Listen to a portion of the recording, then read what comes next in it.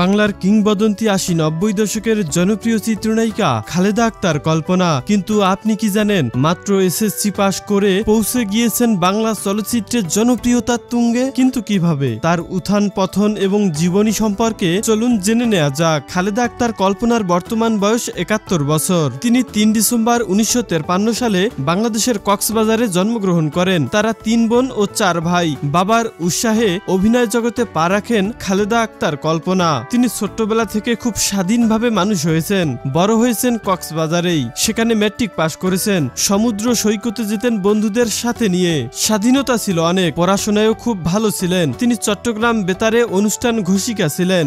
রেডিওতে বেশি দিন কাজ করতে পারেননি, তখন বিয়ে হয়ে যায়। বিয়ের পর শিক্ষকতা পেশায় যোগ দেন। ৮০-র দশকে ১৯৮৪ সালে এফডিসি থেকে নতুন মুখের সন্ধানে ঘোষণা করা হলে সেখান থেকেই উত্থান শুরু হয় বাংলা চলচ্চিত্রের মা খ্যাত কল্পনার।